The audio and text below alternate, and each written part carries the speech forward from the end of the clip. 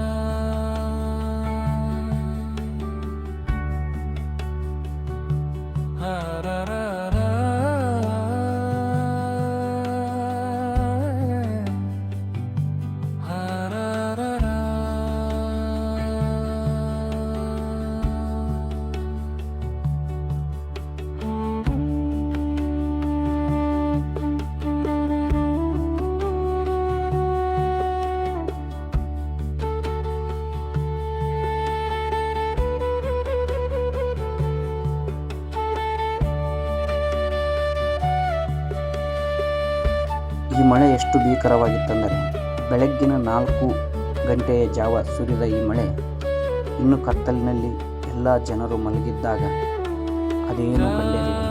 ಆದರೆ ಅದೇ ಬೆಳಗಿನ ಜಾವ 6 ಗಂಟೆಯ ಸುಮಾರಿಗೆ ಜನ ಹೊರಗಡೆ ಬರುವುದರೊಳಗೆ ಒಂದು ಸಮುದ್ರದಾಗಿ ಮಾರ್ಪಟ್ಟಿತ್ತು. ಎಷ್ಟೋ ಟ್ರಾನ್ಸ್ಫಾರ್ಮರ್ಗಳು, ಎಷ್ಟೋ ರೈತರ ಮೋಟಾರ್ಗಳು, ವಾಹನಗಳು, ದನ ಕರು ಕುರಿ ಹಾಗೂ ಎಷ್ಟೋ ಬೆಳೆಗಳು ಮುಳುಗಿ ಹೋಗಿದ್ದವು. ಒಂದು ಊರಿನಿಂದ ಇನ್ನೊಂದು ಊರಿಗಿರುವ ಎಷ್ಟೋ ರಸ್ತೆಗಳು ಸಂಪರ್ಕವನ್ನೇ ಕಳೆದುಕೊಂಡಿದ್ದವು.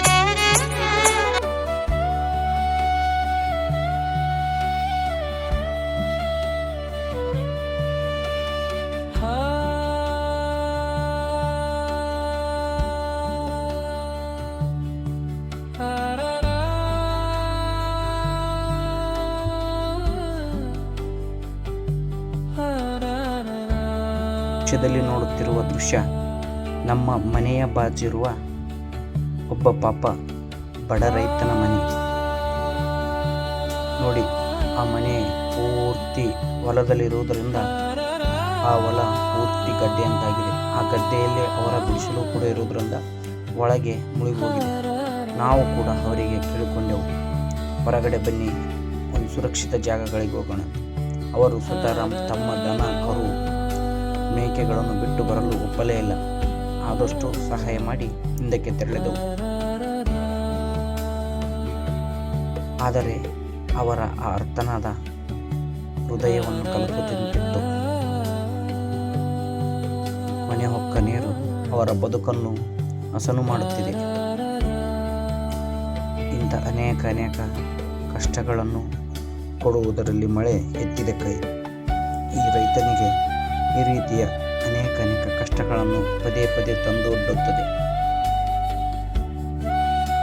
ನೀರಿಲ್ಲದೆ ಕಾಲುವೆಗಳು ತುಂಬಿ ಹರಿಯುತ್ತಿವೆ.